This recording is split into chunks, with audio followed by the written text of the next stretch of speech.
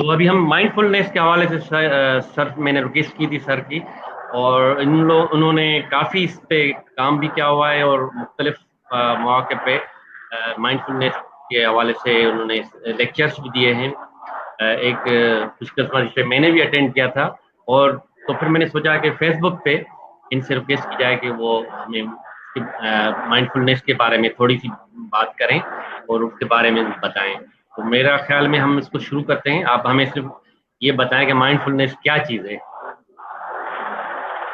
Thank you Shuja भा, आपका बहुत बहुत शुक्रिया कि आपने मुझे मौका दिया दोस्तों के साथ, लोगों के साथ कनेक्ट होने का।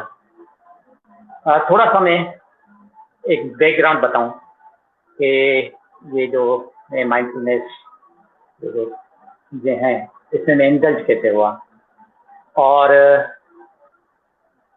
ये चीज़ें, इन चीज़ों ने मेरी ज़िंदगी पे क्या असर डाला, पॉजिटिव और negative, what happened with me during this whole process of mindfulness. तो मैं ये बता रहा था कि बेसिकली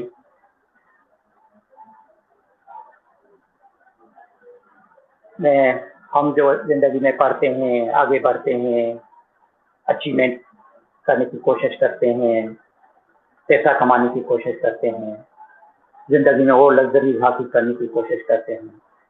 मैं भी इसी तरह, जैसे आम इंसान होता है, नॉर्मल इंसान होता है, इसी तरह हर इंसान जो कोशिश करता है, मैं भी इस कोशिश में सालों से लगा रहा। पढ़ाई की, प्राइमरी, सेकेंडरी, फिर कॉलेज, फिर मेडिकल कॉलेज, फिर आगे पोस्ट ग्रेजुएशन। अब इस सारे प्रोसेस में जब हम सब कुछ हो गया, हम सेट हो गए, हमारे पास पैसे आए, गाड़ियाँ आई, घर आया, मैंने एक चीज हमेशा, एक चीज मुझ में मिस होती थी कि यार ये सब कुछ है, इतनी हम तगोदो कर रहे हैं, और बात किस लिए? हाँ, वक्ती तौर पे प्लेजरेबल चीजें भी आ गई, किसी बड़े होटल में खाना खाया, बच्चे ने कोई अच्छे ग्रेड ले लिए, मेरा कोई प्रमोशन हो गया, कहीं बाहर का टूर किया। लेकिन मैं देख रहा था कि वो सारी चीजें फ्लीटिंग मोमेंट्स ऑफ प्लेजर होती थी। वो जब उस चीज में रहते थे कुछ दिन या कुछ घंटे, लेकिन कुछ दिनों के बाद या कुछ घंटों के बाद उसी ट्रेडमिल पे आ जाते थे, वही स्ट्रेस, वही भागम दौड़, वही सुबह से रात तक जदोजहद। तो मेरे जिन में एक सवाल आता था, ये जो मैं जदोजहद कर रहा हूँ इतने सालों से, बचपन से लेके अभी तक, पढ़ाई फला फला फला फला, क्यों? और मुझे एक ही जवाब मिलता था, खुशी के लिए। शायद मैं और आगे बढ़ूंगा तो खुश हो जाऊंगा, शायद ये हो जाएगा तो खुश हो जाऊंगा। यस, खुशी मिलती थी, जिसको मैं खुशी कहता था। बेसिकली वो खुशी थी नहीं, वो प्लेजर था, फ्लीटिंग मोमेंट था प्लेजर, थोड़े अर्से के लिए प्लेजर। फिर वही उसी ट्रेडमिल पे। फिर इत्तेफाक ये हुआ कि मेरे घर में मेरे एक बच्चे के साथ प्रॉब्लम हो गई और घर में मेस होने लगा। मेरे 3 बच्चे हैं, बीच वाला बच्चा ही वॉज क्वाइट डिफरेंट। वो नॉर्मल बच्चा, जैसा नॉर्मल बच्चा होता है, पढ़ाई करता है, आगे बढ़ता है, एम्बिशियस होते हैं, ही वॉज क्वाइट डिफरेंट।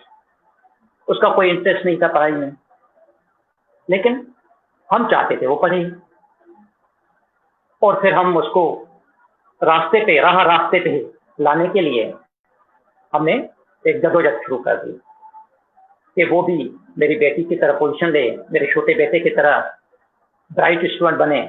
लेकिन उसने कहा कि नहीं। और फिर जिसकी वजह से हुआ क्या कि उसके और हमारे बीच में, मतलब हमारे का मतलब ये है कि हम 4 लोग, मेरी बेटी, बड़ी बेटी, मेरा बेटा छोटा, मेरी बेगम और मैं एक तरफ थे 4, और वो एक तरफ था। और फिर एक घर में मेस होने लगा। हम समझते थे कि हम ही सही हैं, हम समझते थे कि ये पढ़ेगा नहीं तो क्या करेगा, आगे कैसे पढ़ेगा, जिंदगी कैसे गुजारेगा, हमारी अपनी इनसिक्योरिटीज के बारे में, फियर्स थे उसके बारे में, एंग्जाइटीज वरीज थे उसके बारे में। और लेकिन वो तो कुछ और चाहता था जो हम समझ नहीं पाए। फिर वो बड़ा हुआ, फिर बहुत सारी चीज़ों बाहर चला गया पढ़ने के लिए, फिर वहीं पे कुछ चीज़ों में वो इंडल्ज हुआ और हमारे फियर्स बढ़ते गए, हमारे फासले बढ़ते गए। वो हमारे घर पे होते हुए भी हमारे साथ नहीं होता था। हम समझते थे कि हम ही सही हैं, हम उसके लिए अच्छा सोच रहे हैं। और हर पेरेंट, मैं रिपीट करता हूँ कि हर पेरेंट अपने बच्चों के लिए हमेशा अच्छा ही सोचता है। उसका वो जो कुछ सोचता है उसका इंटेंशन खराब नहीं होता। वो अपने तौर पे अच्छा समझते हैं कि ये बच्चे मेरे बच्चे के लिए अच्छा है, ये मेरे बच्चे के लिए बुरा है। लेकिन बच्चा उसको किस तरह लेता है, दिस इज अनदर स्टोरी। फिर काफी गड़बड़ें हुई, काफी प्रॉब्लम्स हुए। फिर कहीं से मुझे पता चला कि प्रॉब्लम तो उसमें नहीं है और प्रॉब्लम आप में भी नहीं है। आपकी अपनी स्टोरीज हैं, दुनिया को देखने की अपनी नजर है, चीजों को परसीव करने की अपनी नजर है, चीजों को इंटरप्रेट अपने तौर पे करते हैं। लेकिन उसकी तो अपनी कहानी है, वो तो किसी और नजर से दुनिया को देखना चाहता है। तो वो आपकी नजरों से दुनिया को क्यों देखे? यह बात समझ में आने लगी मुझे। और फिर यही तय हुआ कि चेंज तो उसको नहीं करना, हमें वो तो चेंज होगा नहीं, चेंज हमें अपनी को खुद करना पड़ेगा। Thanks to my wife, she understood this thing, and then we searched for this change, say how we can bring the change in ourselves. फिर हम बाहर गए, हमने कुछ कोर्सेज किए, कुछ वर्कशॉप अटेंड किए दोनों ने, फिर कुछ रिपीट मेडिटेशन रिपीट हमने किए। 10-10 दिन का बड़ा इंटेंसिव होता था, कोर्स होता था। वो 7 दिन का एक किया, 10 दिन का दूसरा किया, फिर घर पे हम करते रहे। और फिर हमने देखा कि हमें तो चेंजेस आना शुरू हो गई, हमको सुकून होने लगे, हम चीजें जैसे थी उसको उसी तरह देखने की हमें शक्ति मिली, हमें रास्ता मिला। ये चीजें ऐसी नहीं है जैसे हम उसको कंसेप्चुअलाइज करते हैं अपनी कंडीशन के हिसाब से, अपनी लर्निंग के हिसाब से। चीजें उसमें वो है नहीं, चीजें इससे डिफरेंट हैं। हम उसको अपना कलर देते हैं और हम समझते हैं कि यही सच है। बेसिकली वो सच हमारे लिए तो जरूर था, लेकिन वो यूनिवर्सल सच नहीं था, यूनिवर्सल सच कुछ और था। फिर आस्ता आस्ता फिर मैंने माइंडफुलनेस की ट्रेनिंग शुरू की, मेडिटेशन की। मेडिटेशन का मतलब ये है, अब मेडिटेशन और माइंडफुलनेस मैं इसको इंटरचेंजेबल लेता हूँ। माइंडफुलनेस मॉडर्न टर्म है मेडिटेशन का। फिर मैंने माइंडफुलनेस की एक्सरसाइज की, प्रैक्टिस की, धड़ाधड़ की, दिन रात की, और अपने आप को समझने की कोशिश की। फिर काफी बेहतरी आई मुझमें। मैं ये सीखा, अनकंडीशनल लव सीखा अपने बच्चे के साथ, दूसरों के साथ। फिर जब हम दोनों मियाँ बीवी ने चीजों को जैसे वो हैं उस तरह देखने की कोशिश की, अंडरस्टैंड करने की कोशिश की, तो रास्ता मिलता गया। और फिर हुआ एट द एंड हुआ ये कि हमने अपने बच्चे को सुधारना बंद कर दिया, हमने उसको नसीहतें करना बंद कर दिया, हमने उसको ऐसे ही कबूल किया जैसा वो था, जैसा वो 100% था, हमने उसको 100% कबूल कर दिया। और हुआ ये कि आस्ता आस्ता आस्ता आस्ता पहले उसने समझा कि हम शायद उसको शेकअप करने की कोशिश कर रहे हैं, हम ट्रिक्स इस्तेमाल कर रहे हैं उसको अच्छा बनाने की, उसको चेंज करने की। टाइम लगा, लेकिन हम अपनी बात करे रहे। हमने कहा उसको चेंज नहीं करना, हमें खुद को चेंज करना है। हमने जो अपने अंदर जो कंसेप्ट बनाए हुए हैं जिंदगी को देखने के लिए, जो परसेप्शन बनाए हुए हैं जिंदगी को देखने के लिए, उसको चेंज करना है। वो चीज़ों को ऐसे ही देखना है जैसे वो हैं, जो सच है, जो ट्रुथ है, जो रियलिटी है। बहुत टाइम लगा, लेकिन आस्ता आस्ता वो मेरा बेटा, वो जो भी उसमें आदतें थी, वो एडिक्शन की बाकी चीज़ें, जहाँ जो इरिटेट होता था, जो वो दूर हो गया था हमसे, वो सब चीज़ें आस्ता आस्ता बेहतर होने लगी। और वो अभी किसी एक कॉर्पोरेट में काम करता है। फिर मैंने सोचा कि ये जो चीज़ है जिसने मुझे फायदा दिया ज़ाती तौर पे, जिसने मेरे घर को सुकून दिलाया, क्यों ना मैं शेयर करूं लोगों के साथ। अच्छा, इसमें एक और चीज़, बीइंग अ साइंस स्टूडेंट, क्योंकि मैं मेडिकल का स्टूडेंट हूँ, साइंस का स्टूडेंट हूँ, मैंने ये जो मेडिटेशन माइंडफुलनेस में इंडल्ज होने से पहले मैंने साइंस को कंगाला कि साइंस इसके बारे में क्या कहती है, डॉक्टरी इसके बारे में क्या कहती है, न्यूरो साइंस इसके बारे में क्या कहती है। और जब मैंने देखा तो आई वॉज सरप्राइज कि ये तो इट्स अ वंडरफुल थिंग। और जब साइंस ने उसको वैलिडेट किया कि ये जो माइंडफुलनेस है, जिसको आप मेडिटेशन भी कह सकते हैं, ये तो इट्स अ मिरेकल, ये तो जिंदगी चेंज कर देता है। तो फिर मैंने ये प्रैक्टिस शुरू की जब साइंस ने उसको वैलिडेट किया। और फिर मेडिटेशन माइंडफुलनेस प्रैक्टिस करते करते करते करते आज मैं इस स्टेज पे हूँ कि मैं लोगों को थोड़ा गाइड कर सकता हूँ। आई am not the master of mindfulness, I am never master of mindfulness, I am never a teacher of mindfulness, still I am struggling, still I am on the path. Shuja साहब ने मुझे पहले एक पोस्टर बनाया था इस टास्क के लिए, और उसमें लिखा था कि mindfulness yoga and mindfulness teacher. तो मैंने उसको टेस्ट की कि no, I am not a teacher, क्योंकि टीचर होने के लिए जो हम स्पिरिचुअलिटी में टीचर लेते हैं कि टीचर क्या होता है, जब हम स्पिरिचुअल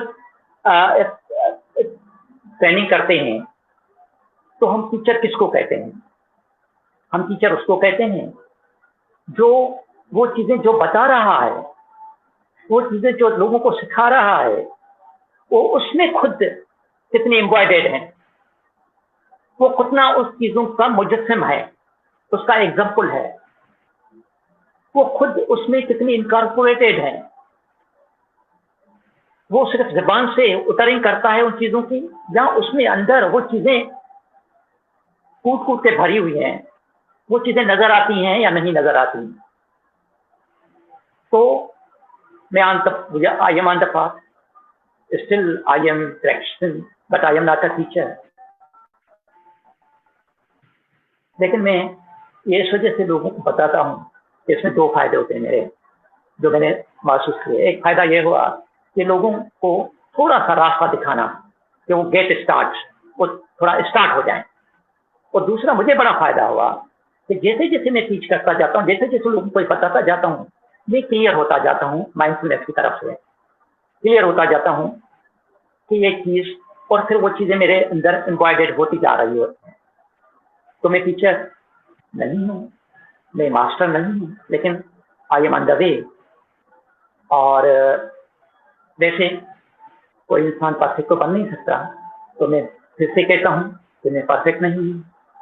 और वैसे भी ये फॉर्म जो है, ये फॉर्म परफेक्ट कभी नहीं हो सकता, कभी भी नहीं हो सकता। तो अब आते हैं कि माइंडफुलनेस है क्या।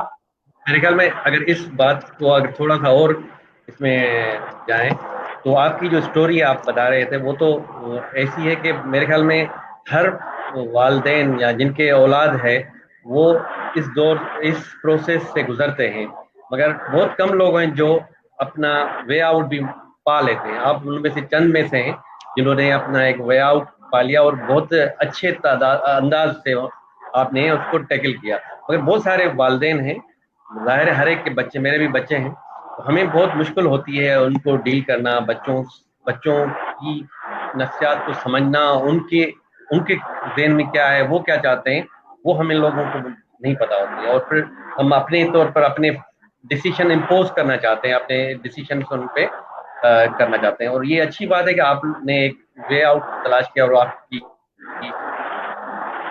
मैं जानता हूँ बल्कि उनको मुबारकबाद भी हो कि उन्होंने उस पर आपका साथ भी दिया और प्लस उस पर अमल दरामद खुद भी किया।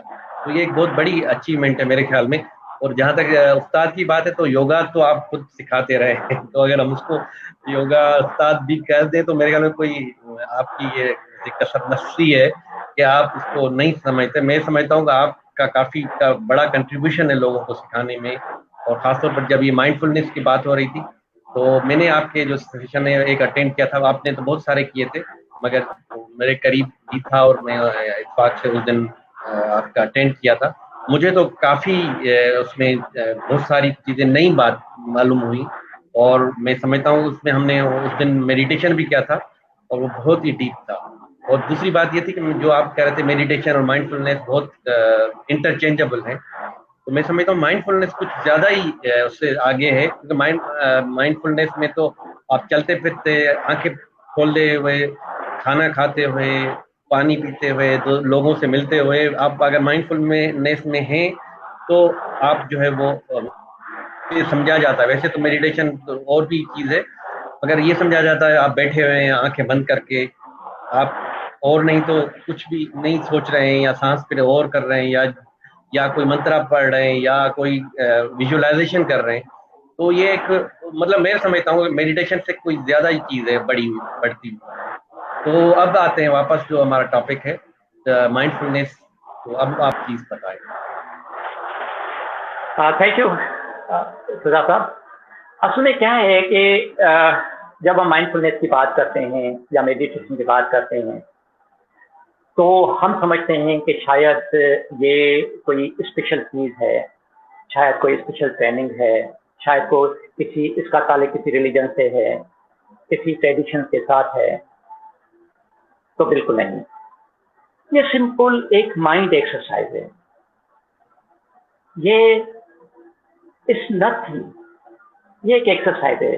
जैसे हम बॉडी की एक्सरसाइज करते हैं ना, अपने बॉडी को फिट रखने के लिए हम वॉक करते हैं, हम योगा करते हैं, हम जिम जाते हैं, हम स्विमिंग करते हैं, हम कोई स्पोर्ट्स खेलते हैं, हम डांस करते हैं अपने आप को फिट रखने के लिए। There are different ways to keep our self physically fit, कि हमें कोई बीमारी न लगे, हम सेहतमंद रहें।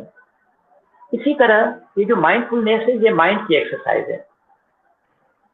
It's nothing more than a mind exercise. पहले तो ये समझो, इसके सिवा ये कुछ भी नहीं है। इसमें हम क्या करते हैं कि अपने माइंड को फेस करते हैं, अपने माइंड को देखते हैं, अपने माइंड की एक्सरसाइज करते हैं। मैं थोड़ा सा यहाँ पे 2-3 टर्म्स हैं, उसको थोड़ा सा मैं हाईलाइट करता जाऊंगा। एक तो माइंड होता है, एक ब्रेन होता है। ब्रेन हमारा मटेरियल चीज है।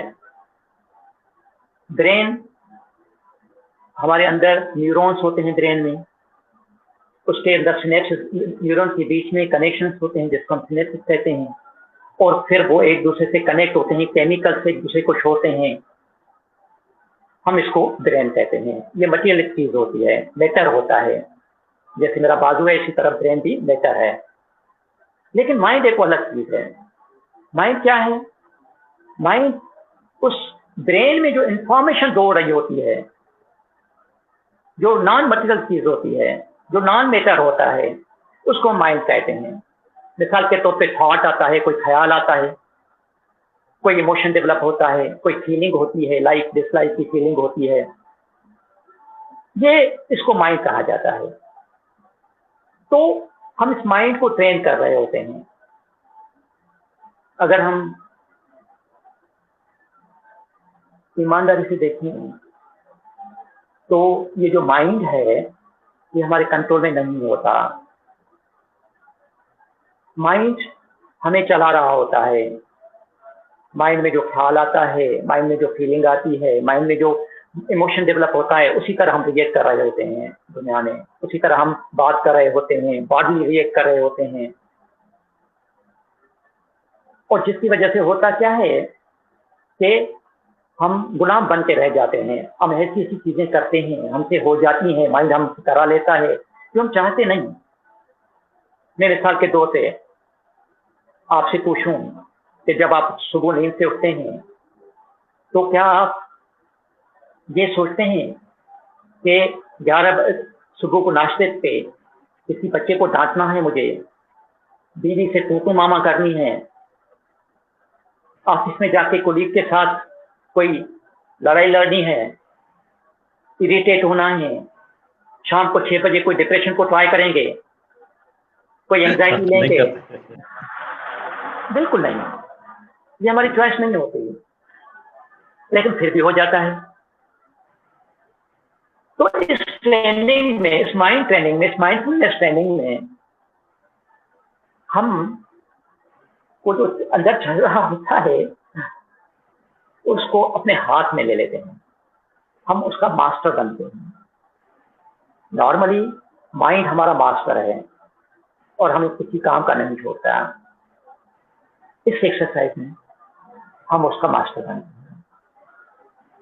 इसमें 2-3 मिसकंसेप्शन है कि शायद ये ट्रेनिंग, इस ट्रेनिंग में वो मेरे पास एक लेडी आई, जब से मैंने ट्रेनिंग शुरू की तो फिर मैंने क्लिनिक पे, ये पहले क्लिनिक पे ट्रायल दिया अपने पेशेंट के साथ, मैं उनको ज्यादा टाइम देता था और मैं देखता था कि जो मेडिकल प्रॉब्लम के साथ लोग आते थे मेरे पास, मोर देन 90%, ये मेरी परसेप्शन है, मोर देन 90% उसके जो फिजिकल उसके सिम्टम्स होते थे उसके पीछे मेंटल प्रॉब्लम होते थे।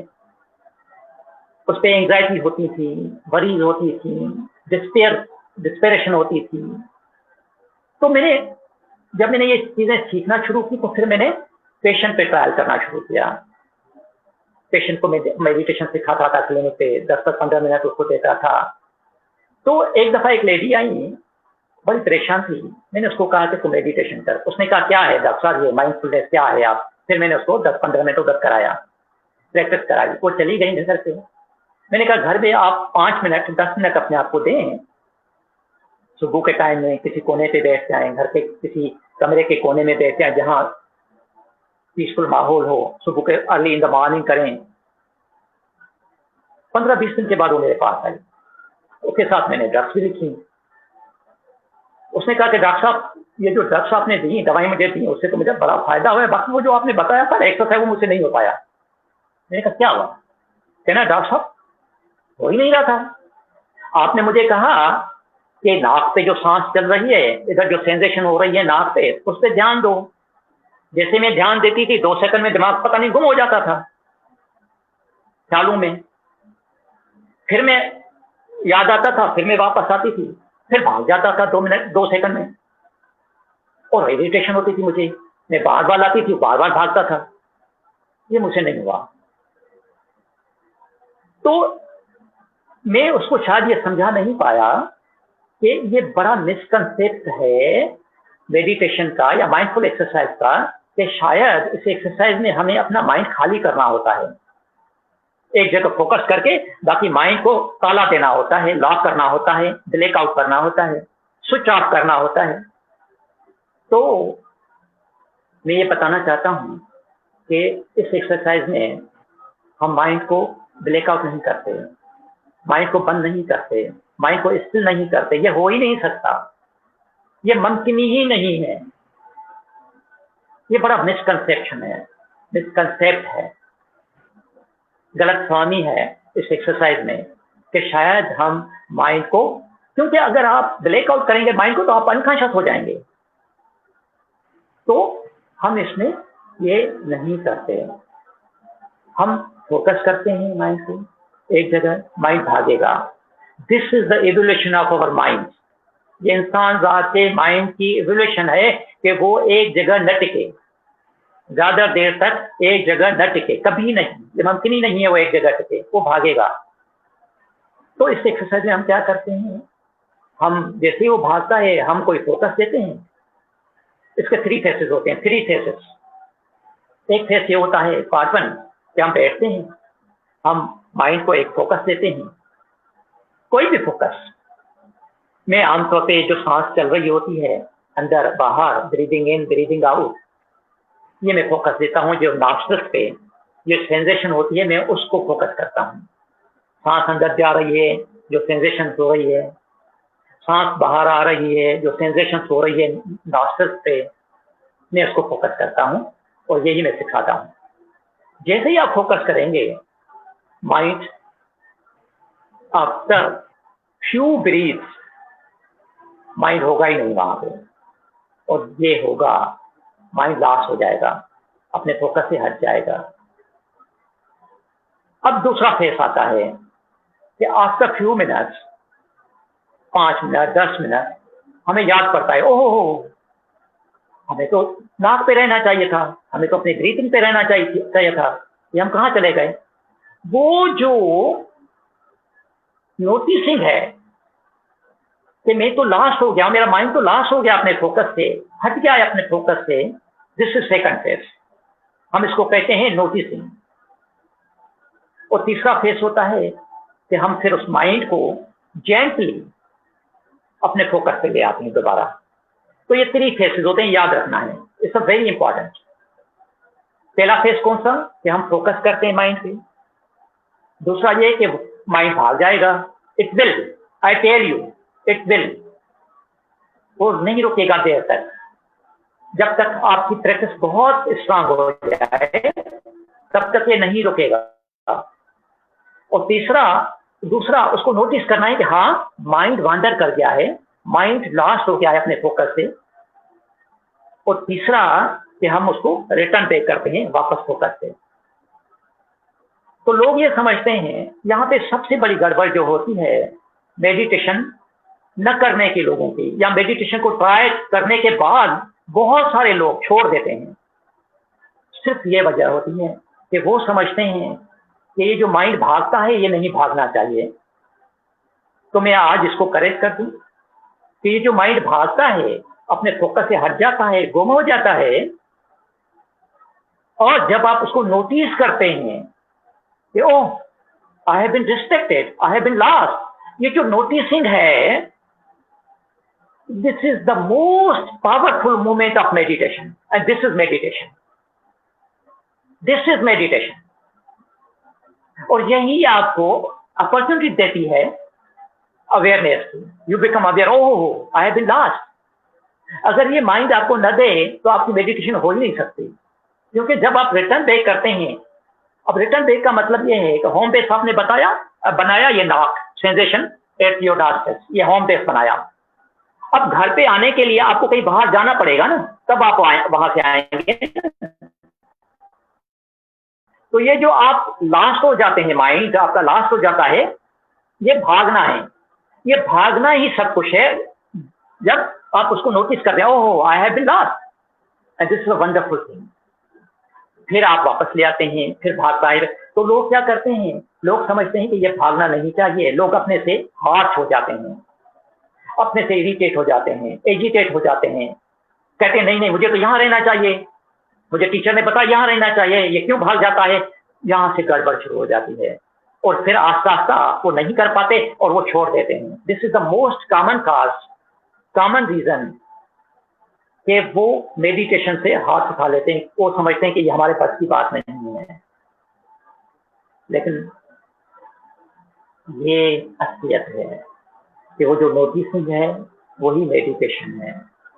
तो हम ये लोगों को कहते हैं कि जब आप नोटिस करें कि ओह मैं तो लास्ट हो गया है, फिर वापस आ जाएं gently with love and compassion. और यहाँ से इस मेडिटेशन का, इस माइंडफुलनेस का जो एंड रिजल्ट है, क्योंकि इस माइंडफुलनेस एक्सरसाइज का जो एंड रिजल्ट है ना, वो है कि ये ट्रेनिंग, माइंड ट्रेनिंग आपको लविंग बनाती है, आपको काइंड बनाती है, आपको कंपैशनेट बनाती है, आपके अंदर एक्सेप्टेंस लाती है, आपके अंदर एक डीप अंडरस्टैंडिंग लाती है, आप इंसानों से लव करना सीखते हैं। लेकिन इस मेडिटेशन का ये जो पोर्शन है, फर्स्ट सेकंड पोर्शन, कि आप नोटिस करते हैं और यहाँ पे जो आप इरिटेट होते हैं, यहाँ पे जो एजिटेशन शुरू हो जाती है, अपने से लड़ाई शुरू हो जाती है कि ये नहीं होना चाहिए, जहाँ पे हम अपने से कंपोजिशन बनते हैं, हम एक्सेप्ट करते हैं कि ये होना है, हम जेंटल बनना शुरू करते हैं, तो जहाँ से हम अपने लिए लविंग और काइंड बनना शुरू कर देते हैं। इसको वंडरफुल, एंड फिर जेंटली उसको वापस ले आते हैं, फिर भागेगा, फिर ले आते हैं, फिर भागेगा, ये ऐसे है। और वहाँ पे हम मसल बनाने की कोशिश करते हैं, लेकिन आस्ता आस्ता मसल डेवलप होती है ओवर पीरियड ऑफ टाइम। इसी तरह ये जो भागता है माइंड, फिर हम वापस ले आते हैं, भागता है, वापस ले आते हैं, भागता है, gently with love and compassion, with acceptance कि ये होता है अपने से। फिर आस्ता आस्ता हमारे जो ब्रेन के मसल्स हैं, ब्रेन के जो न्यूरोपाथ्स हैं, न्यूरो ट्रैक्स हैं, न्यूरोलॉजिकल ट्रैक्स हैं, वो स्ट्रांग होते जाते हैं और आस्ता आस्ता हमारी जो कंसंट्रेशन फोकस पे वो ज्यादा बढ़ती और स्ट्रांग होती जाती है। लेकिन माइंड खाली नहीं होता, ये याद रखना है, माइंड कभी भी खाली नहीं होता, माइंड में चीजें चल रही होती हैं। तो पहला जो माइंडफुलनेस का पहला फैक्टर है कि जब हम माइंड को एक फोकस देते हैं तो हम प्रेजेंट मोमेंट्स में आते हैं। हम इसको कहते हैं प्रेजेंट मोमेंट फोकस, क्योंकि माइंड उस मोमेंट में जब वो किसी जगह पे फोकस करता है तो माइंड खाली हो जाता है, और इसको हम कहते हैं प्रेजेंट मोमेंट में आना, क्योंकि अब प्रेजेंट मोमेंट ही सब कुछ है, प्रेजेंट मोमेंट ही लाइफ है। पास्ट गुजर गया है, फ्यूचर वी डोंट नो कि नेक्स्ट मोमेंट मेरे लिए क्या लाता है, तो हम एक तो प्रेजेंट मोमेंट में आते हैं। This is the one factor of mindfulness. Second factor क्या होता है कि जैसे जैसे आपका फोकस जुड़ता जाता है, आप माइंडफुल होते जाते हैं, तो आपको पता चलना शुरू हो जाता है कि अब माइंड भाग तो रहा है लेकिन कहाँ जा रहा है। पहले जब आप बिगनर्स हैं और जब आप फोकस देना शुरू करते हैं माइंड को, तो माइंड भागता तो है लेकिन आपको पता नहीं चलता कहाँ जा रहा है, वो लॉस हो जाता है फोकस से। वो आपको पता नहीं है कि ये कहाँ वाक करता हुआ इधर जा रहा है या इधर जा रहा है या इस थॉट में जा रहा है या इस फीलिंग में जा रहा है, नहीं, बिल्कुल नहीं। लेकिन जैसे जैसे आपकी प्रैक्टिस स्ट्रांग होती जाती है, आपका फोकस स्ट्रांग होता जाता है, तो फिर आपको पता चलता है कि माइंड जब भागेगा तो आपको पता चल जाता है कि वेयर ही इज गोइंग। आपको ये पता चल जाता है कि आपको फोन करना है किसी को, ये ख्याल आ रहा है आपके अंदर। आपको ये पता चलता है, आपके अंदर ख्याल आता है मुझे आज डिनर पे जाना है। आपको ये पता चलता है आज मुझे ये करना है, आज बीवी को ये करना है, आप बच्चे का स्कूल जाना है। फिर आपको वो सारी अवेयरनेस होने लगती। तो जब आप बिल्कुल स्ट्रांग हो जाते हैं, आपका फोकस जुड़ जाता है, एक जगह टिक जाता है, माइंड चलता है, माइंड बंद नहीं होता, लेकिन माइंड में जो चल रहा होता है स्क्रीन पे, उसका आपको सारा पता होता है। तो दूसरी चीज जो हम यहाँ डेवलप होती है वो अवेयरनेस होती है। When you start becoming aware of your mind, what is happening in your mind in the present moment, you are well known of it. कौन सा थॉट डेवलप हो रहा है, कौन सा इमोशन डेवलप हो रहा है, कौन सी फीलिंग डेवलप हो रही है, आपकी बॉडी में कौन सी सेंसेशंस आ रही है, कौन सी आवाज आ रही है बाहर से, आप सब जानते हैं। लेकिन हैं आप प्रेजेंट मोमेंट में, हैं आप फोकस्ड। तीसरी चीज जो बहुत ब्यूटीफुल है इस माइंडफुलनेस की, वो है एक्सेप्टेंस।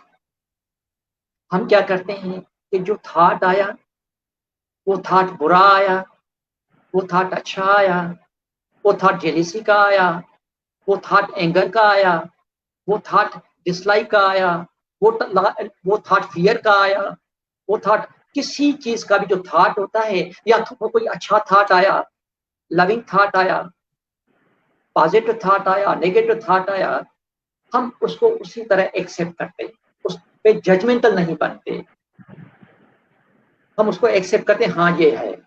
हम क्या करते हैं कि उस थॉट को सिर्फ उसको देखते हैं, माइंडफुल होते हैं उस थॉट का, और वो जो थॉट क्या होता है फिर हम उसका लफ्ज यूज करते हैं, लेट इट बी। वो जैसा है उसको, अगर अच्छा थॉट है हम उसको पकड़ नहीं रखते कि थॉट चलता रहे, हम उसको क्रेव नहीं करते, ग्रेज नहीं करते। अगर बुरा थॉट है तो फिर जजमेंटल नहीं होते, हम सिर्फ उसको एवर्जन नहीं करते, उसे भागते नहीं, हम सिर्फ उसको देखते हैं। और जैसे ही देखते हैं, जैसे ही आप माइंडफुल होते हैं अंदर से उस थॉट का, वो थॉट ड्रॉप हो जाता है, वो खुद ब खुद खत्म हो जाता है। जब वो खुद ब खुद खत्म हो जाता है, क्योंकि दिमाग में, माइंड में एक टाइम सिर्फ एक बात रहती है, या तो वो थॉट रहेगा या आपकी माइंडफुलनेस रहेगी। जब आप माइंडफुल होंगे वो थॉट ड्रॉप हो जाएगा, वो ड्रॉप हो जाएगा। जब ड्रॉप हो जाएगा तो वो एक गैप होता है, जब थॉट नहीं है, आपका माइंडफुलनेस वहां पे है, तो वो एक गैप होता है जिसमें आप सिर्फ अवेयर होते हैं। गेम And कर रहे हैं आप। this awareness is our true essence। ये जो मैं नजर आता हूं ना, ये मैं हूं नहीं। जिसको मैं कहता हूं बदर, ये मेरी बॉडी, ये बॉडी में नहीं हूं। ये मेरा माइंड, ये मेरे थॉट्स, मेरी परसेप्शंस, मेरी फीलिंग्स, मेरी सेंसेशंस बॉडी में, ये मैं नहीं हूं, ये आप भी नहीं है। वो जो अवेयरनेस है, that is the true essence of human being. तो वो जब अवेयरनेस होती है, जस्ट सीइंग, जस्ट अवेयर, तो ये डेवलप होती है, हम एक्सेप्टेंस करते हैं उन चीजों को, उन थॉट्स को। This is the third thing. तो माइंडफुलनेस के 3 फैक्टर्स हैं। एक कि हम प्रेजेंट मोमेंट में आते हैं, नंबर 1। हम ना पास्ट में रहते हैं ना फ्यूचर में रहते हैं। नंबर 2, हम माइंडफुल होते हैं हर चीज का जो अंदर चल रहा होता है, हम अवेयर होते हैं हर चीज का। एंड नंबर 3, हम एक्सेप्ट करते हैं। अब इसमें एक और चीज जो मैं ऐड करना चाहता हूँ, काफी लोग समझते हैं कि जो माइंडफुल एक्सरसाइज है या जो मेडिटेशन एक्सरसाइज है, ये सुकून लाने के लिए है, ये सेरेनिटी के लिए है, ये पीसफुलनेस के लिए है। तो ये मैं बताता चलूं कि जब फर्स्ट फेज अपने माइंड को जब हम फोकस देते हैं, तो उसी दौरान ही माइंड पीसफुल हो जाता है, उसी दौरान माइंड काम हो जाता है, क्योंकि वो एक जगह फोकस पे होता है, वो वांडर नहीं करता। तो वो जो कैफियत होता है, ब्लिसफुलनेस आती है, वो जो कैफियत होती है, हम उसको पीसफुलनेस कहते हैं, कामनेस कहते हैं, सेरेनिटी कहते हैं। ये माइंडफुलनेस का एंड रिजल्ट नहीं है, ये बाय प्रोडक्ट है, ये खुद ब खुद आनी है हमारी जिंदगी में, ये पीसफुलनेस आनी है। लेकिन एंड रिजल्ट क्या है कि जो हमारी जिंदगी में हो रहा है, हम उसको एक्सेप्ट करें, हम उसको अवेयर हों और हम एक्सेप्ट करें। तो माइंडफुलनेस की डेफिनेशन फिर से रिपीट करता हूं मैं, कि प्रेजेंट मोमेंट में आना, अवेयर होना कि what's happening with in you and what's happening in the surrounding in that present moment. And number 3, what is happening, what ever the situation is, उसको एक्सेप्ट करना। और जब एक्सेप्ट करते हैं, इस पे मैं आता हूं कि एक्सेप्ट करने का मतलब क्या है। अच्छा, ये तो हुआ हम फॉर्मल मेडिटेशन करते हैं, फॉर्मल सिटिंग करते हैं, कुर्सी पे बैठ के, कुशन पे, मेडिटेशन कुशन पे बैठ के हम एक टाइम निकालते हैं और हम ये करते हैं, आंखें बंद करके ये सारी चीजें हम डेवलप करते हैं। लेकिन सबसे इंपॉर्टेंट फैक्टर क्या है? सबसे इंपॉर्टेंट फैक्टर है इसकी रूटीन लाइफ में, डेली एक्टिविटीज में इंटीग्रेशन। इस माइंडफुलनेस की जब आप डेली रूटीन में इंटीग्रेट नहीं कर पाते, ये हम ट्रेन नहीं कर पाते अपने आप को कि मैं कुशन पे एक इंसान हूं। ये ऐसे है, मैं आपको थोड़ा सा मिसाल दूं कि हम मस्जिद जाते हैं, अपने खुदा की इबादत करते हैं, हम गिरजा जाते हैं, अपने गॉड की इबादत करते हैं, लोग मंदिर जाते हैं, टेंपल जाते हैं, अपने भगवान की, अपने बुद्धा की इबादत करते हैं। लेकिन होता क्या है कि जब वो टेंपल से निकलते हैं, जब वो गिरजा से निकलते हैं, जब वो मंदिर से निकलते हैं, जब वो मस्जिद से निकलते हैं हम लोग, तो हम डिफरेंट पर्सनालिटी बन जाते हैं। वहां एक होते हैं और बाहर एक होते हैं। तो ये जो फॉर्मल मेडिटेशन है, ये अगर आपकी रूटीन लाइफ में इंटीग्रेटेड नहीं है, आप बच्चों के साथ हैं, आप वर्क पे हैं, वर्क प्लेस पे हैं, आप अपने बिजनेस पे हैं, और वहीं पे ये इंटीग्रेटेड नहीं है, वहां पे आप माइंडफुल नहीं है, वहां पे आप मेडिटेशन में नहीं है, अपने एक्शन पे मेडिटेशन में नहीं है, तो ये किसी काम का नहीं, ये किसी काम का नहीं। ये ऐसा है कि दो इंसान क्वेश्चन पे, मेडिटेशन क्वेश्चन पे पीसफुल, सेरेन, काम पर्सनालिटी, वर्क पे स्ट्रेसफुल। कुर्सी पे एक जगह बैठ के सुकून जब प्रैक्टिस कर रहे होते हैं, जब बाहर निकलते हैं वही इरिटेशन, वही एजिटेशन, वही मारामारी। तो इसका ट्रू एसेंस यही है कि आप इसको रूटीन लाइफ में कितना इंटीग्रेट करते हैं। अगर वो नहीं है तो ये फजूल है, क्योंकि आपको आपको जो सिचुएशन है बाहर, उसको फेस करना है, उसको ठीक करना है अपनी माइंडफुलनेस, अपने विजडम के साथ। जो माइंडफुलनेस विजडम देता है वो मैं आता हूँ। विजडम क्या होता है, माइंडफुलनेस को कैसे डेवलप करती है। अगर वो सिचुएशन उसी वक्त उसको हल करना होता है, न कि आप भाग के जाके मस्जिद में नमाज पढ़ना शुरू कर दें या क्वेश्चन पे बैठ के मेडिटेशन करना शुरू कर दें। ये इंटीग्रेशन बहुत इंपॉर्टेंट है, और इसके लिए मैं हमेशा माइंडफुलनेस की ही बात करता हूँ कि आप इनफॉर्मली माइंडफुल रहें। हम वैसे क्या होते हैं, शुरू शुरू में मेरे साथ भी हुआ कि मैं क्वेश्चन पे मेडिटेशन करता था, तो एक इंसान होता था जब बाहर अपने ऑफिस जाता था या क्लिनिक पे जाता था, लोगों से इंटरेक्ट करता था, दुनिया में केओटिक वर्ड है ये, उसमें जब इंटरेक्ट करता था तो मैं दूसरा इंसान होता था, वरना दो पर्सनालिटीज, दो लोग जो आपस में कभी मिले ही नहीं। मुझे ऐसा महसूस होता था। फिर आस्ता आस्ता आस्ता आस्ता मैंने अपने आप को इंटीग्रेट किया। फिर मैंने छोटी छोटी चीजें माइंडफुलनेस करना शुरू कर दी। मिसाल के तौर पे मैं ब्रश करता था, तो ब्रश को मैं माइंडफुली करना शुरू किया। मैंने एक टास्क किया ब्रश करने का। मैं ब्रश करता था जैसे मैं मसाज कर रहा हूँ अपने दांतों का। मुझे पता होता था कि मेरे हाथ में ब्रश है, मैं अभी उसको पेस्ट लगा रहा हूँ, मैं अभी मुंह में डाल रहा हूँ, पेस्ट का जायका कैसा है। अब मैं ब्रश राइट को जाता हूँ, लेफ्ट को जाता हूँ, मैं सब माइंडफुली करता था। आस्ता आस्ता आस्ता आस्ता वो चीज़ इंटीग्रेट हो गई। फिर मैं नहाता था, फिर मैं खाना खाता। सबसे डिफिकल्ट मेरे लिए खाना खाना होता था, क्योंकि जब मैं खाना खाता था तो मैं बिल्कुल नहीं होता था। क्या खा रहा हूँ, कितना खा रहा हूँ, कैसे चबा रहा हूँ, कितना पेट भर रहा हूँ, कैसे कैसे ठोंस रहा हूँ। फिर आस्ता आस्ता आस्ता ये चीजें इंटीग्रेट होती गई। फिर हुआ ये कि जब भी मेरे अंदर कोई चीज डेवलप होती थी, कोई फीलिंग डेवलप होती थी, कोई ख्याल डेवलप होता था, तो उसको पे रिएक्ट करने से पहले मुझे एकदम पता चल जाता, ओह मुझे ये हो रहा है। मैं मिसाल देता हूँ। एक दफा क्या हुआ, बहुत सारी मिसालें हैं मेरे लिए, बहुत सारी, हर लम्हे मेरे मिसाल। मेरा बेटा, मेरी फैमिली मेरा मेडिटेशन का सोर्स बन गया। मेरे कुलीग जो मुझे चिढ़ाते थे, जो मुझे इरिटेट करते थे, मेरा बॉस जो मुझे इरिटेट करता था, हर वक्त बॉस से कोई राजी नहीं रहता ना, या मेरे जो सबऑर्डिनेट थे, मैं बॉस बना, हेड ऑफ डिपार्टमेंट बना, वो मुझे इरिटेट करते थे। तो वो जो मेरे अंदर लाइक या डिसलाइक, उनके एक्शन की वजह से, उनके रवैयों की वजह से, उनके बिहेवियर की वजह से जो मेरे अंदर लाइक एंड डिसलाइक होता था, जो फीलिंग आती थी, पहले तो उस पर नजर ही नहीं पड़ती थी। मैं रिएक्ट कर देता था, मुझे एंगर आ जाता था, मुझे एनवायंस होता था, मैं रिएक्ट कर देता था।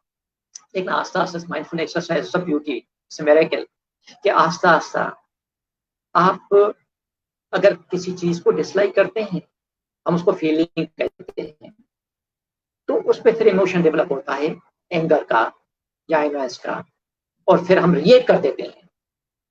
तो ये माइंडफुलनेस हमें ये सिखाती है कि वो जो फीलिंग आती है डिसलाइक की, वहीं पे नजर पड़ जाती है। ओह, हम उस डिसलाइक की फीलिंग को भागते नहीं, उसको एक्सेप्ट करते हैं, उसको इसी तरह देखते हैं जैसे वो है, माइंडफुली अवेयर होते हैं उसके।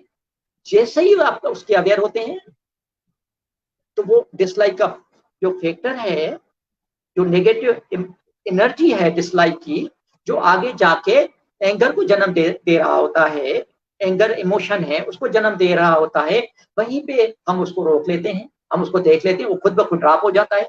तो वो जो नेगेटिव एनर्जी है डिसलाइक की, या जो आप एंगर करने जा रहे हैं, जो नेगेटिव एनर्जी है एंगर की, वो एकदम एकदम within few milliseconds वो चेंज होता है पॉजिटिविटी में। फिर आप चीजों को एकदम ऑब्जेक्टिवली देखना शुरू कर देते हैं, रेशनली उसको जज करना शुरू कर देते हैं। जब आप रेशनली जज करना शुरू करते हैं, ऑब्जेक्टिवली देखना शुरू कर देते हैं, तो फिर आप में विजडम आता है कि अब क्या करना है। फिर आप रिस्पॉन्ड करते हैं, आप रिएक्ट नहीं करते। जब आप रिस्पॉन्ड करते हैं, इसका मतलब क्या हुआ कि पहले जब आप ये माइंडफुलनेस एक्सरसाइज ट्रेन नहीं है, तो आपको चॉइस नहीं है। आपको कोई चीज डिसलाइक लगी, आपने एंगर कर दिया, आपने एंजाइटी कर दी, आप स्ट्रेस में आ गए, आप फियर में आ गए। लेकिन जब आप माइंडफुल ट्रेनिंग करते हैं, तो फिर आपकी चॉइस बनती है, आपका फ्रीडम आता है, आपके अंदर एक लिबरेशन आती है, लिबरेट होते हैं कि कौन सा थॉट, कौन सा फीलिंग, कौन सी इमोशन को मैं लूं, कौन सा को मैं लेट गो करूं। It's a big freedom. This is the only freedom we need. हमें चॉइस मिलती है। हम इस दुनिया में ऑपरेट कर रहे होते हैं, दुनिया में रिस्पॉन्ड कर रहे होते हैं। हम सिचुएशन को एक्सेप्ट नहीं करते, ये याद रखना है। मैं इसे फिर से रिपीट करता हूँ। काफी लोग मुझे दोस्त पूछते हैं कि मिसाल के तौर पे मेरे घर के बाहर एक पड़ोसी है, रोजाना गंद फेंक के चला जाता है, और आप डॉक्टर साहब कहते हैं कि एक्सेप्ट करो चीजों को, आप माइंडफुल बनो। तो नहीं, मैं सिचुएशन को एक्सेप्ट करने की बात नहीं कर रहा। मिसाल के तौर पे मेरे घर के बाहर किसी गंद फेंकता है कोई आदमी बार बार, मुझे क्या फीलिंग आएगी? डिसलाइक की फीलिंग आएगी। और वो फीलिंग किस चीज को जन्म देगी? एंगर को जन्म देगी। अब उस एंगर की फीलिंग को साथ लेके मैं उसे इंटरेक्ट करता हूं पड़ोसी से, तो क्या होगा? इसमें हम क्या करते हैं कि हाँ, वो फेंका और वो फेंक रहा है, ये मेरे साथ ज्यादती हो रही है, इसमें कोई शक नहीं है, आई डिसलाइक इट। लेकिन जैसे ही मैं डिसलाइक करता हूं और उस डिसलाइक को देखता हूं, उसको एक्सेप्ट करता हूं, हाँ मेरे अंदर डिसलाइक हो रहा है, मेरे अंदर एंगर आ रहा है, मैं एक्सेप्ट करता हूं उसको, वो एकदम ड्रॉप हो जाता है, वो मेरा इमोशन, वो मेरी फीलिंग्स, पॉजिटिविटी में आ जाता हूं। और फिर ऑब्जेक्टिव चीजों को देखता हूं कि करना क्या है। अब मैं जाके उसको इंटरेक्ट करता हूं, अब वो मेरी फीलिंग पॉजिटिव है, उसकी गिनती बजाता हूं और कहता हूं कि भाईजान आई एम सॉरी, मैं आपको जहमत दे रहा हूं, या आपका कोई सर्वेंट है या कोई मेड है, ये मेरे घर के सामने ये फेंक जाता है। अब मेरी सिचुएशन को हैंडल करने की क्या आई? पॉजिटिविटी आई। ऐसा मेरे के।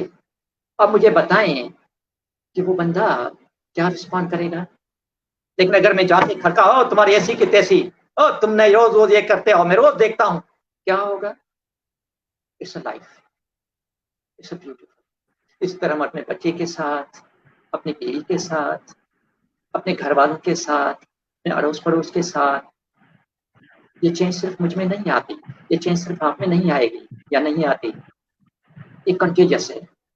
ये पीसफुलनेस, ये सेरेनिटी, ये कंटेजियस है। जब आप पीसफुल हो जाते हैं, तो फिर आपकी सराउंडिंग्स पीसफुल हो जाती है, क्योंकि आप जो रियलिटी है उसको एज ए रियलिटी देखते हैं, उसको अपना कंसेप्ट नहीं देते कि इसकी ऐसी की तैसी। आप ऑब्जेक्टिवली, रेशनली जज करते हैं लोगों को। वैसे हम, हमारे कॉन्फ्लिक्ट 90% हमारे कॉन्फ्लिक्ट किस चीज पे होते हैं? जजमेंट पे। हम जज कर रहे, लोगों को जज कर रहे होते हैं, उसके लुक को लेके जज कर रहे होते हैं, उसकी एजुकेशन को लेके जज कर रहे होते हैं, उसके बात करने के अंदाज से जज कर रहे होते हैं, उसके पोजीशन से जज कर रहे होते हैं, उसके नॉलेज से जज कर रहे होते हैं, उसके रिलीजन से जज कर रहे होते हैं, उसके नेशनलिटी के साथ जज कर रहे होते हैं, जिसकी वजह से घरों के अंदर, फैमिली के अंदर और फैमिली के बाहर, नेशंस के बीच में, रिलीजन, मुख्तलिफ रिलीजन के लोगों के बीच में, विद इन रिलीजन, मुल्कों के बीच में, ये सारी जो लड़ाइयां हैं, ये जो कॉन्फ्लिक्ट हैं, जिसमें मारामारी करते हैं, इंसानों को मारते हैं, इसलिए कि पीस आएगा, मैं सुकून से रहूंगा। How could it be possible? How could it be possible? ये मुमकिन ही नहीं है। जब तक हम रेशनल जजमेंट पे नहीं आएंगे, जब चीजें ऑब्जेक्ट नहीं देखेंगे, तब तक ये, और ये माइंडफुलनेस सिखाती है, ये मेडिटेशन सिखाती है। मेडिटेशन, ये एक्सरसाइज जो मेंटल एक्सरसाइज है माइंडफुलनेस की, ये आपको ये सिखाती है कि आप उन रियलिटीज को फेस करें जो आप लाइक नहीं करते, आपके वो जो डार्क जो फैक्टर्स हैं, जो आपके अंदर एंजाइटीज हैं, जो आपके अंदर इनसिक्योरिटीज हैं, जो आपके अंदर वरीज हैं, जो आपके अंदर डिस्पेरेशन है, जो आपके अंदर फियर्स हैं, जो बचपन से हमारे अंदर पड़े होते हैं, हम ये मेडिटेशन उसको फेस करना सिखाती है। हम उसे भागते हैं, हम उनको लाइक नहीं करते, अपने नेगेटिविटीज को, अपने गिल्ट्स को, अपने रिग्रेट्स को, अपनी एंजाइटीज को, अपने फियर्स को, अपने डिस्पेरेशन को, अब इनको हम एक्सेप्ट नहीं कर पा रहे, जिसकी वजह से हम और मसलों में आते हैं। तो मेडिटेशन क्या सिखाती है, माइंडफुलनेस क्या सिखाती है, उनको फेस करना। और फेस किस तरह, उसको एक्सेप्टेंस के साथ, लव के साथ, कंपैशन के साथ। कल मैं बात सुन रहा था जिंदानी साहब की कि कंपोशन होना चाहिए, उसकी एक्सरसाइज होती है, मैं भी करता हूँ। मैं हर मेडिटेशन से पहले वो कंपोशनेट एक्सरसाइज करता हूँ, लविंग काइंडनेस एक्सरसाइज हम उसको कहते हैं, वो मैं हर एक्सरसाइज से पहले वो करता हूँ, इंटेंशन वो रखता हूँ पहले, और फिर मैं अपनी मेडिटेशन करता हूँ। क्योंकि हुआ ये कि जब मैं मेडिटेशन एक्सरसाइज करता रहा, जब मेरी प्रैक्टिस बहुत हाई हो गई, मतलब स्ट्रांग हो गई, तो लगा ये कि वो जो मैं प्रैक्टिस कर रहा हूँ मेडिटेशन की बैठ के कोने में, सुबह को 4 बजे 5 बजे उठ के, वो स्टीरियोटाइप हो गई। उसमें जो ट्रू एसेंस था, उसमें जो ट्रू स्पिरिट था, वो खत्म हो गया। क्योंकि आपने देखा होगा कि जब भी आप चीज रिपीट करते जाते हैं, उसी चीज को रिपीट करते जाते हैं, तो उसका ट्रू एसेंस खत्म हो जाता है, ट्रू स्पिरिट खत्म हो जाता है। हम नमाज पढ़ते हैं मिसाल के तौर पे, जब हम शुरू में नमाज पढ़ते हैं और फिर आस्ता आस्ता यूज तो हो जाते हैं, और जब हम जाके नमाज के लिए खड़े होते हैं तो स्टीरियोटाइप, वो जो तोते की तरह आयतें लिखी होती हैं, वो बस शुरू हो जाता है, हम कहीं और होते हैं, कभी कभी भूल भी जाते हैं। तो ये मेडिटेशन भी ऐसे लगा मुझे, मैं अपना तजुर्बा बता रहा हूँ, मुझे ऐसे लगा कि जैसे ये एक एडिक्शन है, मुझे सुबह को करना है, कान से पकड़ के कोई उठा लेता है, मैं जाके बस बैठ जाता हूँ और फिर उठ खड़ा होता हूँ। उसमें वो एसेंस, उसमें वो स्पिरिट नहीं रहा। तो मैंने कहा ये क्या, मेडिटेशन तो इसके लिए नहीं है, मेडिटेशन तो विजडम दिखाती है, हकीकत दिखाती है, ये तो उसका स्पिरिट ही खत्म हो गया। तो फिर मैंने इंटेंशन शुरू किया कि जो मैं मेडिटेशन करता हूँ, it's not only for my own benefit, but it may help this my meditation session, or the training of this my meditation may help me to be in harmony with my surroundings, to be in harmony with me, within me, and with my surroundings, and it may be beneficial or helpful for all the human beings. और इसको हम compassion कहते हैं। और ये हम and result meditation का यही होता है कि हम डीप अंडरस्टैंडिंग करते हैं, फिर हम लव सीखते हैं। मैं एक और जुमला इस्तेमाल करता हूँ आमतौर पे मेडिटेशन का, जब दोस्तों को बताता हूँ कि एक ये जर्नी है, मेडिटेशन या माइंडफुलनेस एक्सरसाइज एक जर्नी है जो माइंड से शुरू होती है, दिल तक आती है। माइंड, हम इंसान माइंड से सोचते हैं, माइंड से ही चीजों को देखते हैं, और माइंड क्या करता है, माइंड नफा नुकसान दिखाता है, ये चीज मैं कर रहा हूँ, इसमें फायदा क्या, ये चीज मैं कर रहा हूँ, इसमें नुकसान क्या। लेकिन जब आप इस माइंडफुलनेस एक्सरसाइज करते हैं, जब ये माइंडफुलनेस, फिर यहाँ से सफर यहाँ तक आता है, यहाँ से आप सोचना शुरू करते हैं, दिल से सोचना शुरू करते हैं। और जब दिल से सोचना शुरू करते हैं तो फिर नफा नुकसान नहीं देखते, फिर आप डिस्क्रिमिनेट नहीं करते, फिर आप इकोनॉमस होते हैं, आप बराबर होते हैं हर इंसान के लिए, आप बराबर होते हैं हर चीज के लिए। आपका दिल ओपन हो जाता है, आपका दिल लविंग काइंड हो जाता है, कंपोशनेट हो जाता है। ये कंपोशनेट होना, काइंड होना, इसको थोड़ा सा मैं डिस्क्राइब करूंगा। कल भी किसी ने सवाल किया था जिंदानी साहब से, मुश्ताक साहब से, तो बड़ा खूबसूरत जवाब दिया उसने। उसने सवाल किया था कि एम्पैथी और कंपैशन में क्या फर्क है, और बड़ा खूबसूरत उसने कहा कि एम्पैथी का मतलब ये है कि किसी और के शूज में पाँव डालना, किसी और का दर्द महसूस करना, इट्स ब्यूटीफुल। लेकिन empathy is a wonderful thing, it's a beautiful thing. इस वजह से कि आप किसी और का दर्द महसूस कर रहे हैं, किसी की टांग टूट गई है, किसी को खाने को नहीं है, आप उसके दर्द को महसूस कर रहे हैं। और ये वो महसूस करेगा जिसका ब्यूटीफुल सोल होगा, जिसका हार्ट ओपन होगा। लेकिन इसमें एक प्रॉब्लम क्या है कि एम्पैथी में दूसरे को दर्द है, अब वो दर्द मैं भी महसूस कर रहा हूँ क्योंकि मैं ओपन हार्टेड हूँ, मैं अच्छा इंसान हूँ मिसाल के तौर पे, उसका दर्द मैं भी महसूस कर रहा हूँ। अब दो लोग दर्द में, दो लोग are suffering, two peoples are suffering, two peoples are in pain. एक वो पेन में है, अब मैं भी पेन में हूँ। लेकिन कंपैशनेट उससे आगे है, कंपैशन उससे आगे है। कंपैशन एम्पैथी से आगे क्या करना है कि उसका जो दर्द है न सिर्फ उसको महसूस करना है, एम्पैथिक होना है, लेकिन उसको हल करने की कोशिश करनी है। खुद को सफर नहीं करवाना, लेकिन उसको हल करने की कोशिश करनी है। उसका दर्द, उसका पेन, उसकी सफरिंग वो महसूस करके हल करें, किस तौर पे भी।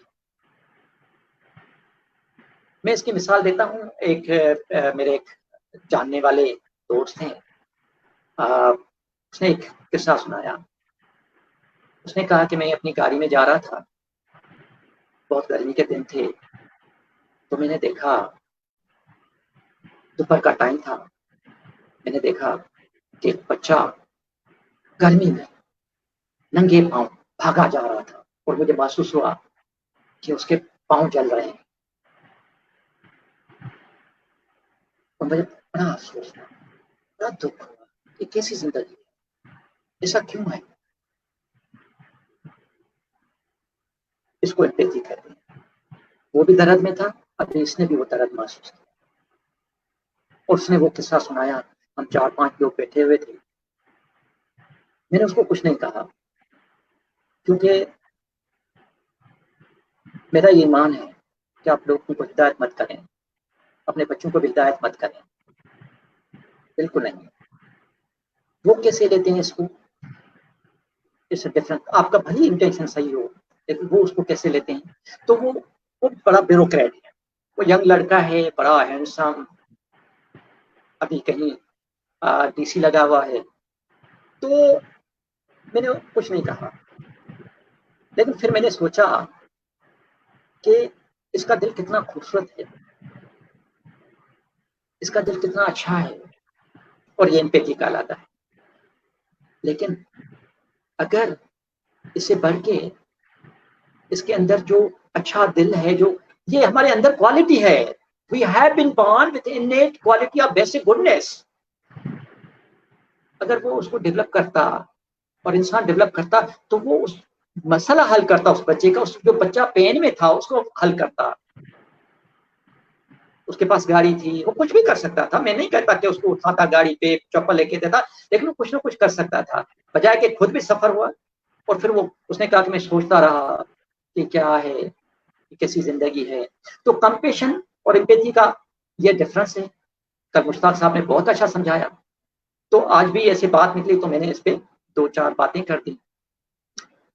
तो मेरे बहनों, भाइयों, दोस्तों, ये जो माइंडफुलनेस एक्सरसाइज है, ये कोई इबादत नहीं है, ये इसका किसी ट्रेडिशन के साथ वास्ता नहीं है।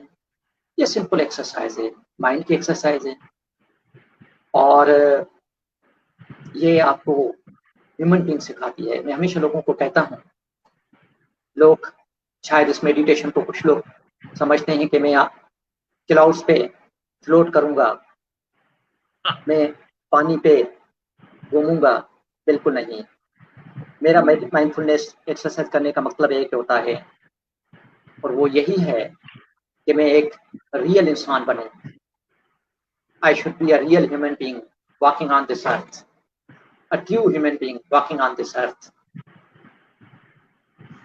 अब ये एक इंट्रोडक्शन है माइंडफुलनेस का। आगे इस माइंडफुलनेस पे, हर चीज पे माइंडफुलनेस एंड टेक्नोलॉजी, जो मॉडर्न टेक्नोलॉजी है उसमें माइंडफुलनेस क्या कर सकती है, मॉडर्न टेक्नोलॉजी के क्या फायदे क्या नुकसान है, माइंडफुलनेस एंड रिलेशनशिप पे मैं बात करूंगा, माइंडफुलनेस और मुख्तलिफ जो इमोशन डेवलप होते हैं, एंगर फला फला, इसको कैसे डील किया जाए, इस पे मैं एक एक चीज पे बात करूंगा। माइंडफुलनेस और ये जो क्योटिक वर्ड है इसको कैसे किया जाए, इस पे मैं बात करूंगा इंशाल्लाह ताला नेक्स्ट सेशन में। लेकिन मैं आपको एक थोड़ी सी सजेशन दूंगा कि आप 5 मिनट 10 मिनट जितना भी हो सके किसी पुरसुकून टाइम पे अर्ली मॉर्निंग जो आपको फिजिबल लगे कोने पे बैठ जाएं, एक अलार्म सॉफ्ट किस्म का जेंटल किस्म का अलार्म सेट करें और ये तय करें कि मुझे 5 मिनट करना है या मुझे 10 मिनट करना है, ये पहले तय कर लें। मैं क्या करता था, जब पहले करता था तो 2 मिनट के बाद फिर देखता था उसको टाइम कितना टाइम हुआ है, फिर करता था, फिर नहीं नहीं नहीं, आप टाइम सेट करें। एक तो ये 5 मिनट करें, इट्स इनफ। अब शुरू करें, उस दौरान जो भी प्रॉब्लम्स होती हैं आप मुझसे शेयर कर सकते हैं, मैं अपना नंबर दूंगा, फ़ोन नंबर दूंगा, आप उससे मुलाकात कर सकते हैं, क्योंकि अभी मेरा काम ये है, शाम को क्लिनिक करता हूँ ज़रूर, लेकिन बाकी काम यही है। मैं रिटायर हूँ सर्विस से, इस वजह से। और फिर मैं आपको ये भी बताता चलूँ कि मेरा माइंडफुलनेस सेंटर हम एक बना रहे हैं बाहर किसी जंगल में, किसी फार्म लैंड पे, और वो जैसे बन जाएगा तो फिर हम वहाँ पे ट्रेनिंग्स कराएंगे, जैसे मैं बाहर से ट्रेनिंग करके आया हूँ। और इस फॉर नथिंग, ये माइंडफुलनेस इतनी पॉपुलर हो गई है दुनिया में कि अब लोगों ने इसको कारोबार बनाना शुरू कर दिया है, और अमेरिका में, यूरोप में बिलियंस का कारोबार होता है, बिलियंस का कारोबार होता है, जिसकी वजह से इसका जो ट्रू एसेंस है वो नहीं रहा। इस पे मैं बात करूंगा, मैं साइंस और माइंडफुलनेस, हर साइंस पे मैं न्यूरोप्लास्टिक पे बात करूंगा कि हम अंदर न्यूरो सर्किट्स कैसे नए जुड़ सकते हैं, नए बना सकते हैं, इस पे बात करूंगा। मैं एपिजेनेटिक्स पे बात करूंगा कि जीन जब एक्सप्रेस करके हम उसको कैसे चेंज कर सकते हैं इस एक्सरसाइज के साथ, वो मैं बात करूंगा इंशाल्लाह ताला। जैसे जैसे मुझे मौका मिलता जाएगा, जैसे जैसे शुजा साहब मुझे मौका देता रहेगा, नहीं, आपको मैं इंशाल्लाह आपके बल्कि सामने आता बुलाते रहूंगा। रहेंगे। एक दो सवाल मेरे जहन और में आप है, लोगों का अगर आप बहुत बहुत अभी शुक्रिया, 1 घंटा तो हो गया है, अल्लाह आप मेरे ख्याल लोगों में को खुश हमारा एक रखे। घंटा। अब कोई सवाल हो तो मुझसे करें। जी, मैंने कहा 1 घंटा हमारा अभी शुजा साहब आपकी कंप्लीट हो आवाज गया नहीं है। आ रही। अच्छा, अब देखें, आ रही कुछ? हाँ नहीं, आपकी आवाज नहीं आ रही। अच्छा, मैं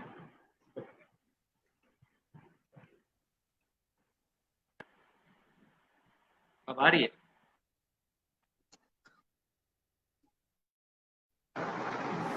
आवाज आ रही है?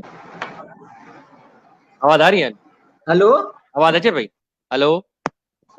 हाँ हाँ अच्छी थी। ओके। एक दो सवाल मेरे जहन में जब आप बात कर रहे थे तो मैंने कहा आपको डिस्टर्ब नहीं करूं, मैं जहन में शुजा है साहब मूंखे अभी भी। हिकिड़ो मिंट ॾियो, घटि आवाज़ अचे थी, हिकिड़ो रुॻो मूंखे मिंट ॾियो, ओके मां ओके ईयरफोन लॻायां, ओके हिकिड़ो ओके मिंट ॾियो। ओके।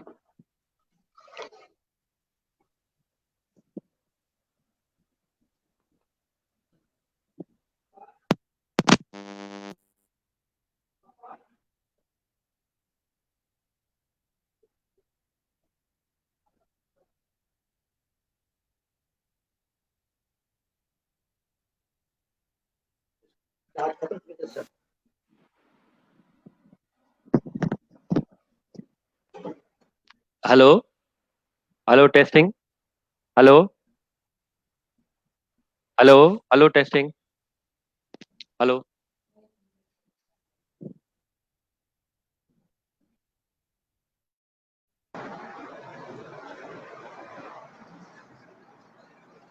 जी हेलो, हाणे अचे थी आवाज़? Hello hello. हाँ हिकिड़ो मिंट शुजा साहब।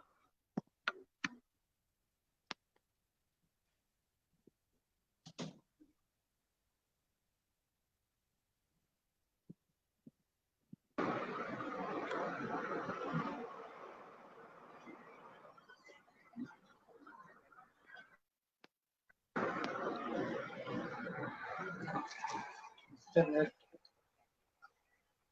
Testing, hello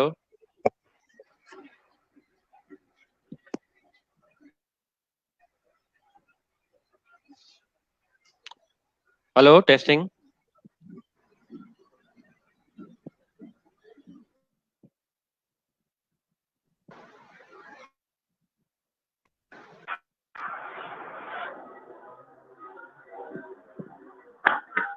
hello hello hello testing,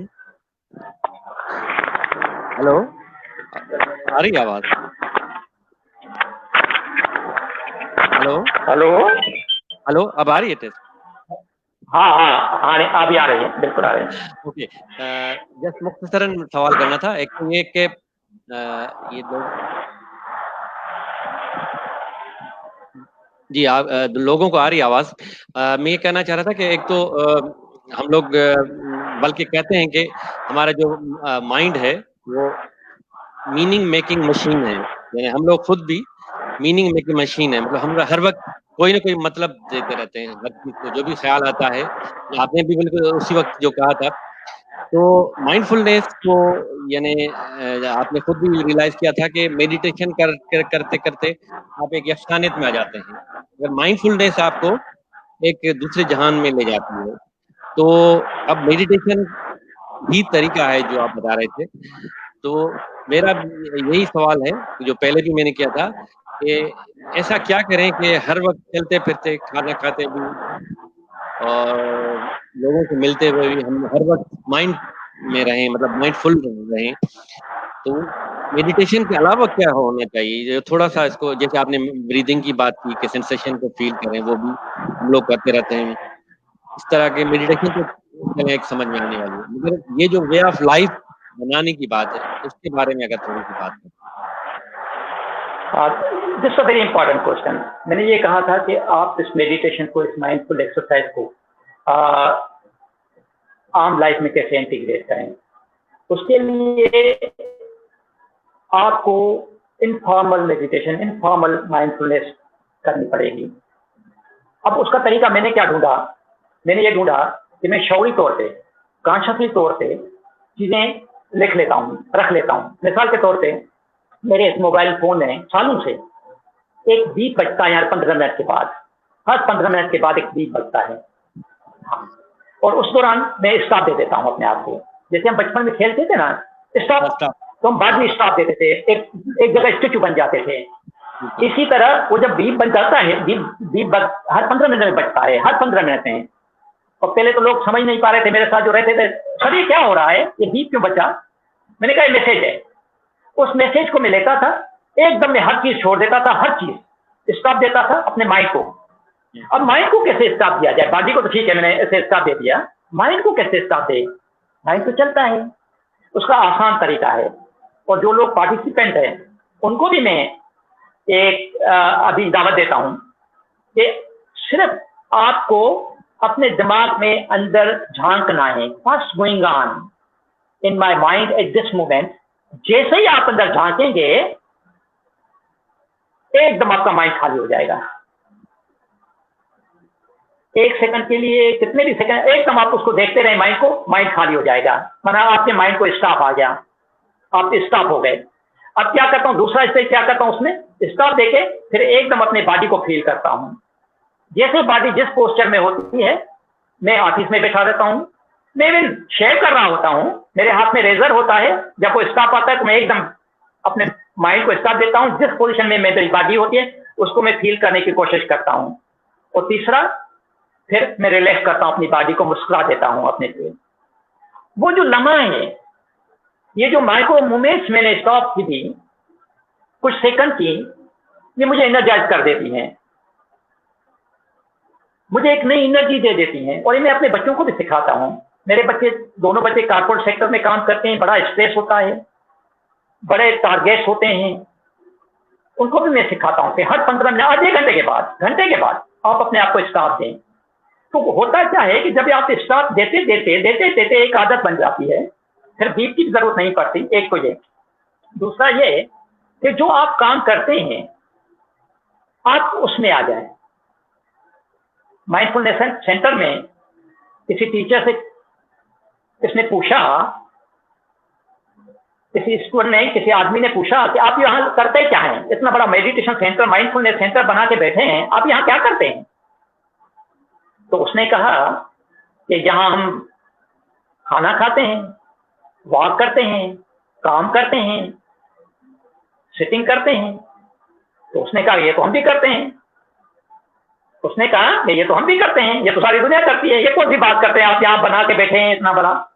तो उसने कहा कि जब हम वॉक करते हैं, then we know we are walking. When we sit, we know that we are sitting. When we are eating, we know that we are eating. तो ये माइंडफुलनेस कहलाता है कि जो आप काम कर रहे हैं आप उसमें आ जाएं। ये प्रैक्टिस है इनफॉर्मल, इसको मैं कहता हूं माइक्रो मूवमेंट्स ऑफ माइंडफुलनेस। हम क्या करते हैं, हम जो भी काम करते हैं उसमें होते नहीं, दिमाग कहीं और होता है। तो इसका एक तो ये मैंने बीप का बताया। दूसरा मैं क्या करता हूं, अपने प्रेजेंट मोमेंट मिलन के लिए एकदम ब्रीथिंग पे ध्यान देता हूं। जैसे मैं ब्रीथिंग पे ध्यान देता हूं, 2-3 जेंटल ब्रीथिंग लेता हूं, स्माइल करता हूं, मैं प्रेजेंट मोमेंट में आ जाता हूं। फिर मैं खाना खाता हूं, फिर भाग जाता हूं, फिर वापस आता हूं। मैं नवाला उठाता हूं, नवाला तोड़ता हूं, मैं इसको च्यू करता हूं, उसके टेक्सचर को फील करता हूं, उसके जायकों को फील करता हूं, उसको जब च्यू करता हूं उसको फील करता हूं, फॉलो करता हूं उसको फील करता हूं, फिर दूसरा नवाला कितना उठाता हूं, कितनी देर में उठाता हूं। ये सारा जब तक आप नहीं करेंगे तब तक ये माइक्रो मूवमेंट्स नहीं सीखेंगे, इनफॉर्मल मेडिटेशन नहीं सीखेंगे, तब तक हम इसको इंटीग्रेट नहीं कर पाएंगे जो हम मुसले पे कर रहे होते हैं, जो हम मस्जिद में कर रहे होते हैं, जो हम मेडिटेशन क्वेश्चन पे कर रहे होते हैं। इसको इंटीग्रेट करना है, तभी हम जीव इंसान बन सकते हैं, तब हम सच्चे इंसान बन सकते हैं, रियल ह्यूमन बीइंग बन सकते हैं। बाकी अदरवाइज चलता रहेगा। तो मेडिटेशन का मतलब लाइफ में meditation, every moment with open eyes, doing all the work, but you are mindful of your actions, of your thoughts. You are meditation on actions.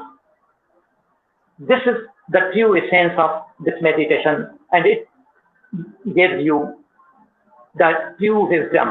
Wisdom की मैं बात करूं थोड़ा सा, लोग कहते हैं wisdom क्या है। बेसिकली हम स्पिरिचुअल्स में wisdom लेते हैं कि समझ जाना, जानना कि कौन सी चीज सही है, कौन सी चीज गलत है, कौन सी चीज किस टाइम सही है, कौन सी चीज किस प्लेस पे सही है। लेकिन इससे और आगे मैं बढ़ूं तो विजडम का मतलब ये है कि एवरीथिंग इज इम्परमानेंट, कोई चीज परमानेंट नहीं है। आपने ये दुनिया, ये जमीन, ये हवा, कोई परमानेंट नहीं है। हमारे ख्यालात, हमारे आइडियाज, हमारे इंटरप्रिटेशन कोई परमानेंट नहीं है। Everything is impermanent. और नंबर 2 जो विजडम हम समझते हैं स्पिरिचुअलिटी में, वो ये है कि ये जो सेल्फ है, separate self, egoic self, basically इसकी हैसियत ही नहीं है। We are all one, we are all interconnected, we are all interdependent, we are all interbeing. इस पे मैं बात करूंगा, ये कुछ ज्यादा हो गया। आप किस नहीं, आपके साथ हर चीज से बहुत सारे सेशन होंगे इंशाल्लाह हम करेंगे।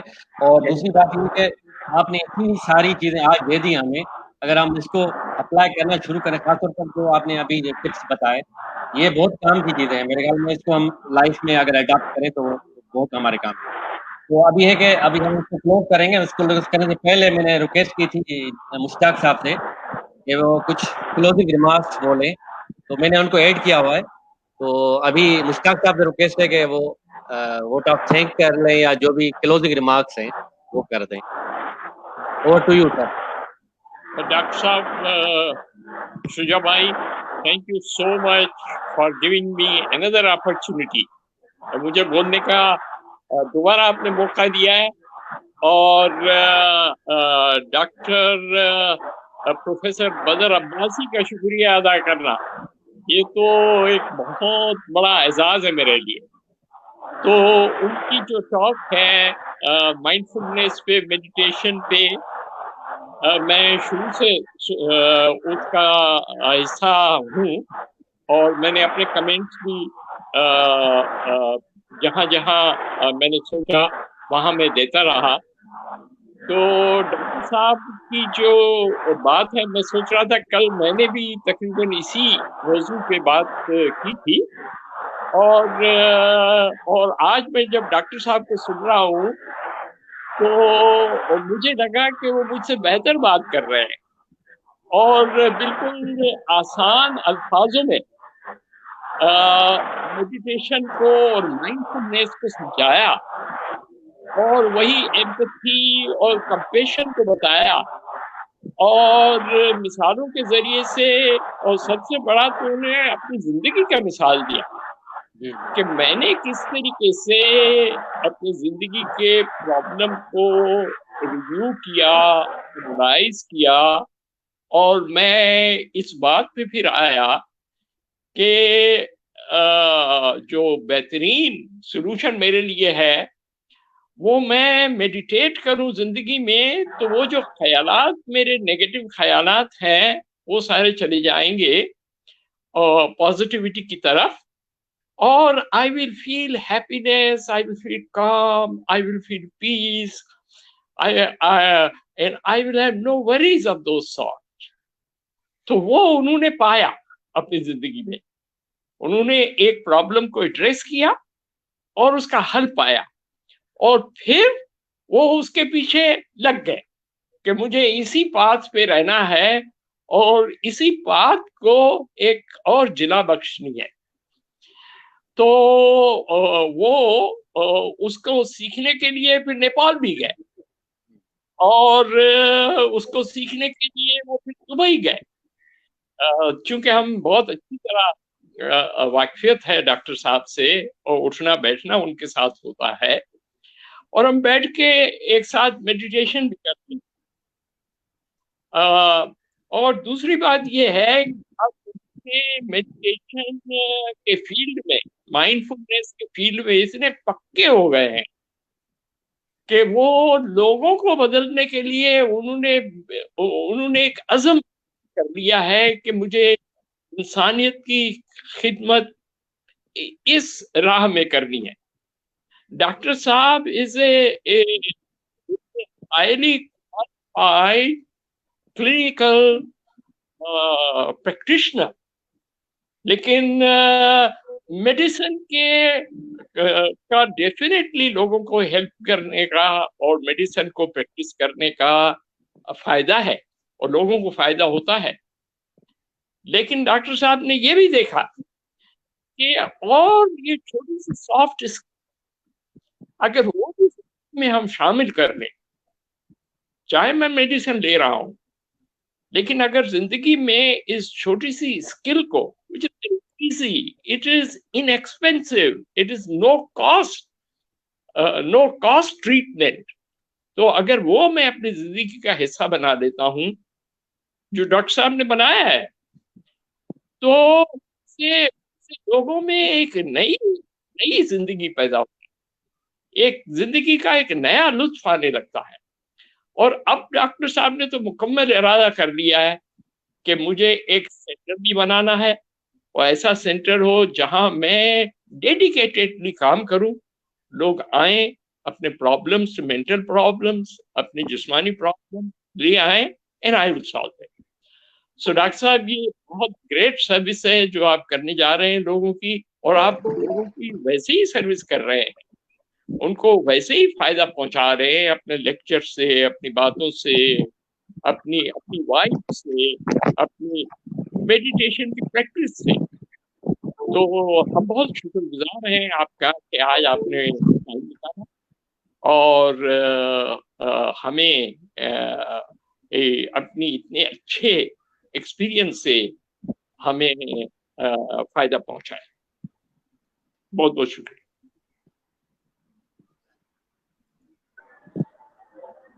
मेरे ख्याल में मैं भी फॉर्मली डॉक्टर साहब का बहुत शुक्रिया अदा करूंगा, और बल्कि ये सिलसिला इंशाल्लाह हम लोग जारी रखेंगे, और माइंडफुलनेस की बहुत सारी चीज़ें जो उन्होंने आइडेंटिफाई भी की हैं वो हम डिस्कस करेंगे इंशाल्लाह आइंदा के सेशन में। तो बाकी जो दोस्त जिन्होंने हमें ज्वाइन किया था और जिन्होंने सुना था, रिजवाना है, फाहमी है, डॉक्टर नरगिस हैं, मुश्ताक साहब ने तो अभी ज्वाइन कर लिया, समीन जहरा हैं, रमेश राजा ने किया था, उसके बाद फिर हमारे एक और दोस्त हैं जो नेपाल से हैं, इंदर राज मंगल, उन्होंने भी ज्वाइन किया था।